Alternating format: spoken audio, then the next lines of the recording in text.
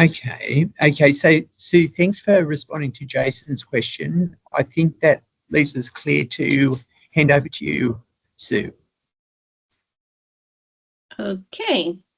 Well, I feel like in some respects I'm just narrating back a lot of what Uwe's done since he's been here with working with me, and that's so it's good that we're both here. We could both pipe up and jump into talking about it.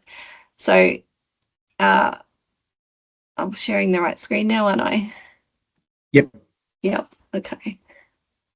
So look, we're working. One of the things that that Uwe's got on his list is to create a digital online shared elective across our institutions. So we've been working on a joint curriculum to have a subject that we can offer here at Griffith that could potentially swap out one of our pedagogy HPE subjects with our, this will be news to some of you, but this is one of the things that we're thinking about, that perhaps we can get approval to have this as another either or elective in our HPE pedagogy stream. And it would be 10 credit points. It would have all of the, meet all the assessment requirements, hit all the right cognitive verbs and things that are required in our degree, but also be a subject that would be offered across these 3 universities who have all been partnered up in that scoping review and the publication. It's here across the top: digital technology use in physical education, teacher education.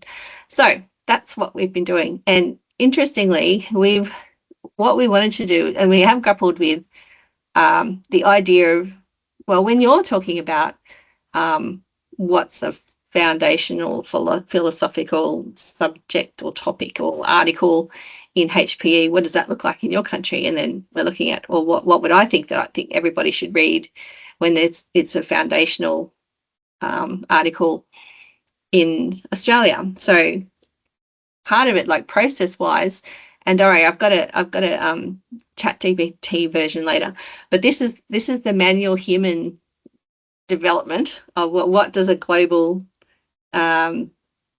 subject talking about local practices in HPE will look like. And it's the structure that Uwe put together was to say, well, what are our topics and how are we going to know that we think that they have satisfied this topic? So thinking about topic assessment and then sort of filling out the pedagogy in the middle, but then also thinking about, well, what are these absolute must-have readings and things that we would share across our 3 countries, and anyone who can access it. So the subject's going to live on the NTNU learning management system, and we're going to figure out how that works for us in accessing it through learning at Griffith. So yeah, so part of that has opened up conversations around, well, what do we think are the must-have readings or clips or podcasts and so on. And also, on one hand, though, they're also driven by being open access. So some of the things that we really would love all of our students to read and be across, it's not going to work because they're not open access. So in that sense, that more recent phenomena for people to push to get their articles published open access is kind of driving how we pick them and select them in the syllabus. So this has been, and most all the sections are green, and most of these are for Uwe's finished them, which he's done way more of this than I have. But we have certainly have good discussions around what we think would go in, and certainly trying to get something from Nordic countries, something from Australia, something that we agree is like universal curriculum or curriculum that people are well across, readings and things that they're well across, and have built it out, hopefully to fit into that 12-week structure. Now, one of the things that I did as an aside was to go, we've actually spent quite a lot of time doing this. And when I say we, I mean Uwe's done way more of it than I have. So I think this has been such a metaphor for how we're on this brink of how people work together and how they design curriculum and how you think about what's the best way for it to live. And so the technological articulation across into the learning management system at NTNU is obviously going to turn this table into the end user experience, which will be audiovisual and so on. But I also did ask ChatGPT to write me a 12-week global perspectives of teaching physical education course, divided up into 3 columns. What do you think that the must-have topics would be, and what would be the kinds of activities that you would ask students to do? And please link it to UNESCO, government, and open access peer-reviewed research.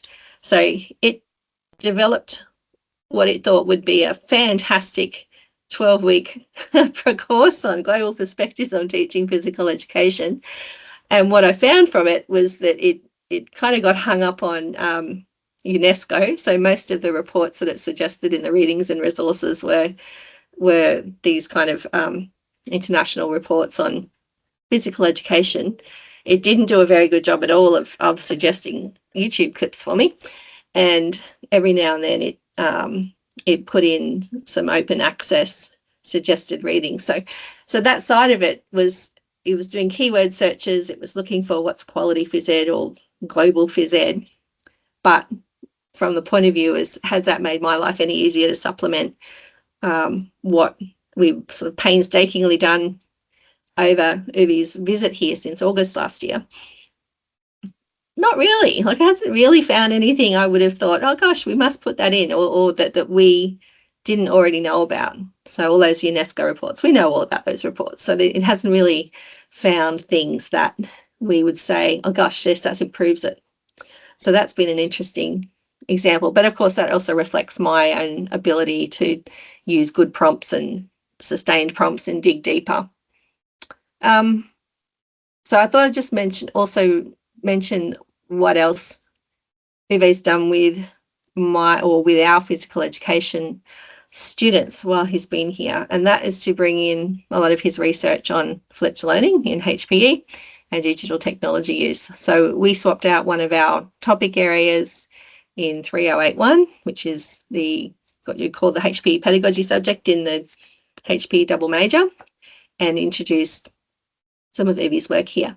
So he made a video in the flipped learning style, which this doesn't click, I won't play it from here, but to get students to thinking about what we were going to do this week, he had links to some readings and more audiovisual media to consult before we got to that week. That was week 4. Went to this podcast, and these were the tasks that the students were asked to do before they got to class.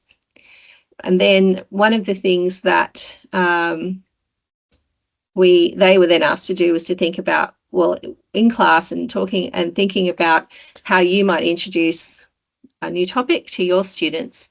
What would you create? Like, well, how could you create audiovisual artifacts that could be used as the precursor to then bringing the class together to talk about or deliver their understanding on that subject? And that was something that the students practiced in that class. And they just had to choose a topic, any topic, and develop this little micro module in the flipped learning approach. So we'd sort of had some references to some flipped learning in our reading curriculum, but had I taken it up as practice? Well, partly yes and no. Like, partly our learning at Griffith is a flipped learning design in that lectures are pre-recorded and loaded up, and you're hoping students watch them before they then come to class and do things. But we're not showing them how to do it. We're not showing them how to think about flipped learning as pedagogy and how they can use that in their own practice when they're out in schools. So the last cool thing that Evie showed me was how he's been using the Insta360 camera. This is a picture of someone walking along with it up on a selfie stick. And Evie's used it in classrooms, and this again reflects a real difference between Australia and Norway, that he can take in this camera. The sample we looked at was a recording where the camera was suspended from the roof in a gym, and it was just above the kids' heads. So it was almost like you were just literally like Spider-Man hanging there looking down and looking at the kids playing underneath you. And then paired that up with the VR headset, to immerse yourself in that space. So the recording was of a lesson. We put on, I was sitting in the room, got the headset on and being immersed in the space. And then the way that Uwe uses that with his PE teacher students, his pre-service teachers in Norway, is to use that like reflection upon micro-teaching or reflection upon practicum situations, reviewing an entire lesson as though you were the fly on the wall with this 360-degree camera and making commentary around, how did that teacher respond to that incident, or how did that teacher set up, this learning episode which happened next. So the technology there was bringing about a different way to bring deliberate reflective practice into PE teacher education. And so again, I haven't got myself an Insta360 camera yet, but like I was budget equipment request coming up to think about how I can do that. And then secondly, thinking about which bunch of kids am I going to get ethical approval to film them all day and have parental approval to have them signed off to be starring in a 360 video that we can use for PE teacher reflection. So yeah, but these are, from my point of view, this as an adjunct visiting professor, this has been really helping me think about, or how I know I've been critical of the need to put HPE online and hoping to make a case for exception. And I kind of have a bit of foot in each camp in that respect. But certainly it's helping me with this international knowledge exchange think about there are things that I can be doing with the in-person classes that are already taking up the challenge that our forced mode of teaching to online has made it, like split or change the mindset about the way in which HPE could or always has been delivered. And that's something I'm very happy to admit and happy to move forward on. So, there's a nice reference someone's put in there. Thank you very much. Yep. All right. Yeah. And thanks for that, adding that comment in there about it. You're talking with the students. Like I can remember too, when we first brought in the Queensland College of Teachers 10 standards of teaching, which then ultimately got wound back to 7 AITSL standards. And one of them was the use of technology. So it was in the students' prac report. I would go out to schools and I would have the HPE teacher say to me, I'm not ticking off the literacy, the numeracy, or the technology one, because we don't do that in HPE. And I'm like, well, you do actually. We just have to think about how you do it and then how you're having that conversation with your student to show their ability, show how well they're demonstrating this standard. But certainly that's a mindset that perhaps persists in older supervision. I don't know, but it was something that I certainly came up against. And for us, it's actually quite important that we demonstrate how much that digital technology use is completely hand in glove in HPE, and how it's something that, rather than thinking of it as digital devices are terrible and antithetical to HPE, they're actually enhance HPE, enhance performance, enhance enjoyment, enhance reflection, enhance our ability to think about our profession. So I'm very much on board with that. And that's all I have. So thank you. Thanks very much, Sue. Okay, once again, please speak up if you have a question or use the chat function. And thanks very much, Obi and Sue, for jumping in and answering some of those questions. I have a question for you, Sue, and this is a little bit dull after the 360 camera and all of that you were sharing with us. But as a curriculum nerd, I'm interested in the process of agreeing on that essential content for that course, especially, it's a transnational curriculum design effort. Was there agreement about what the essential content would be, or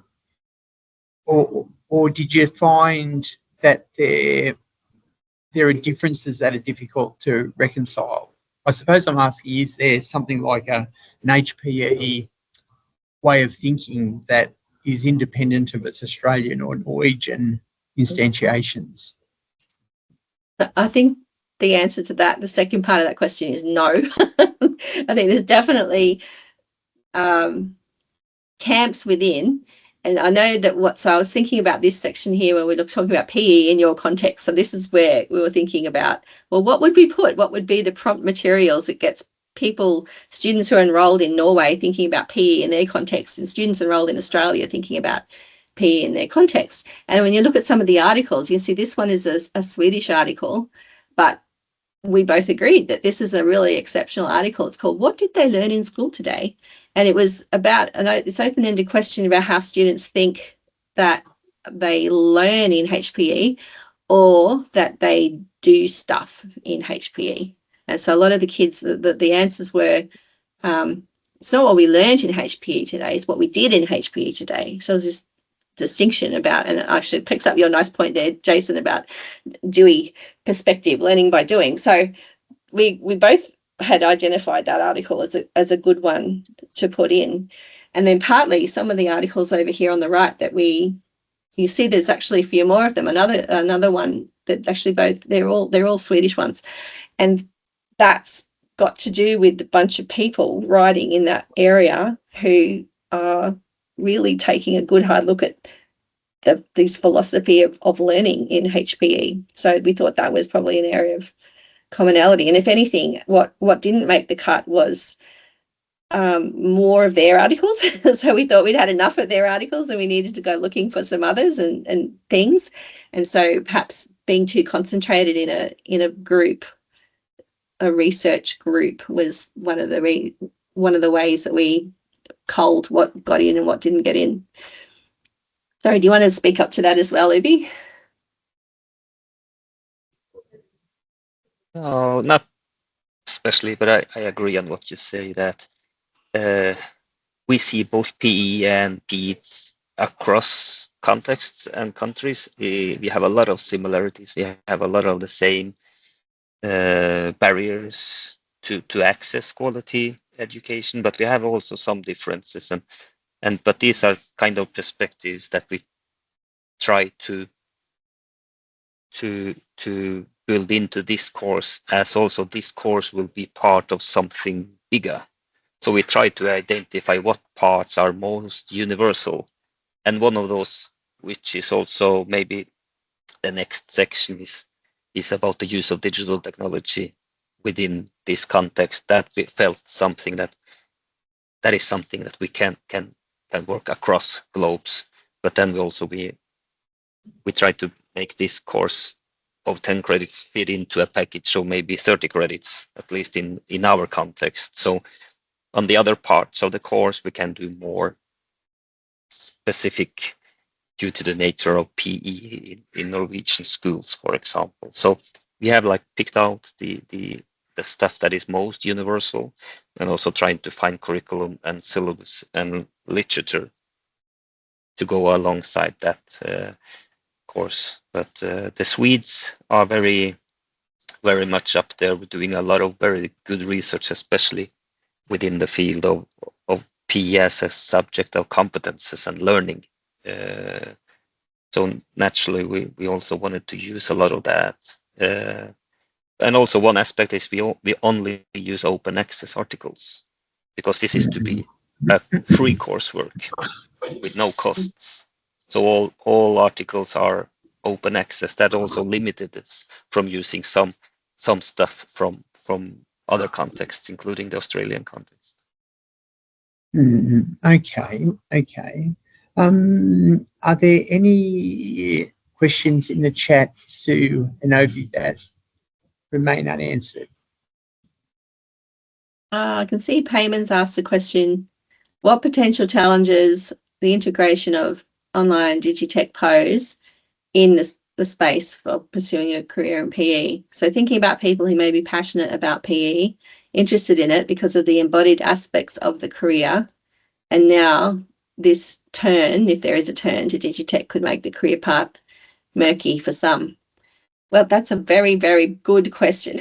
I think that I don't know if it would turn people off the career, because again, you've got the perception of HPE that and the experience of HPE in schools. And if you haven't got the experience of HPE in schools as a turn towards technology, then you're not going to expect it when you get to PE teacher education. And in fact, PE teacher education might be the first time you even have or you encounter it. Or conversely, you might be at a school where it's quite seamlessly integrated into the pedagogies of the teachers, and you get to teachers education course and think, oh, this is nothing like what I've already been doing in year 11 and 12. So I think that what really it points to is a state of flux and a lot of different penetration in the discipline, and that's probably what people have to grapple with. How far do they want to go, or not far enough? But I think what they would all have to get onto the same page with is that you're not doing HPE or being a HPE educator to get away from technologies. You would quickly come to an agreement that that's not what being in HPE is about. Okay, thanks, Sue. And Jason's just put a question in the chat. How much does the curriculum in ITE address the advanced uses of technology in sports and health?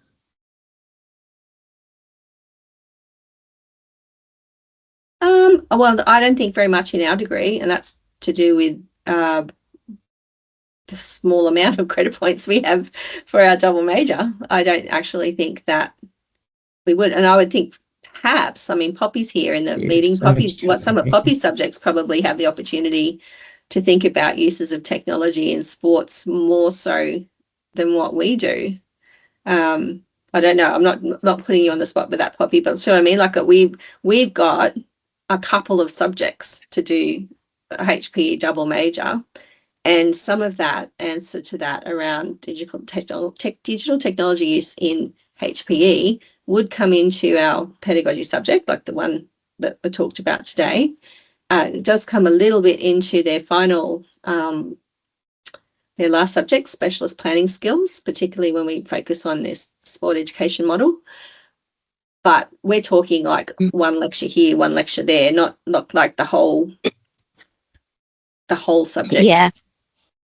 I find a divide in how much the curricula offers technologies in sport and health. I feel that there's a lot more technology used in health. There's a lot more technology used in coaching degrees, and less so in sports marketing, sport management, sport events, and so forth. And it's unfortunate because we see that the areas of coaching and health are moving fast towards making changes in those fields, because they are adopting and using and applying these technologies and advancing student readiness for the workplace a lot better compared to students who study event management or fan engagement and ticketing and management in sport. Programs for sports participation and so forth, where we see the use of technologies widespread and advancing quite rapidly. And I find that our graduates are less prepared to jump on roles in the industry where they could be ready to move the field forward from where it stands. And what that means is that the industries where the curriculum is not using technologies for those students is going to be shocked in the next 3 to 5 years, because a lot of the programs, the events and so forth are run by technologies, and the graduates take on roles where they're not prepared to move the field forward, and as practitioners, right? So it really varies substantially on the field, and we see the ramifications of that now, and more so in the near future, That's my understanding of the use of technologies across the fields in sport, health, recreation, events, marketing, and so forth. Okay, thanks very much, Poppy. I see that we don't have any more questions. I see Sorrel's typing. That might be a question. But I just want to thank you, Ovi and Sue, and wish you the very best, Ovi, for your travels. Thank you for spending time with us. It's been wonderful. I remember our discussion and swapping papers, and really appreciate you coming here. So one more round of applause for our presenters, and then we'll finish up. Thank you. Thank you so Okay, much. thanks everyone. Have a good day. Have a good day. Have a lovely day.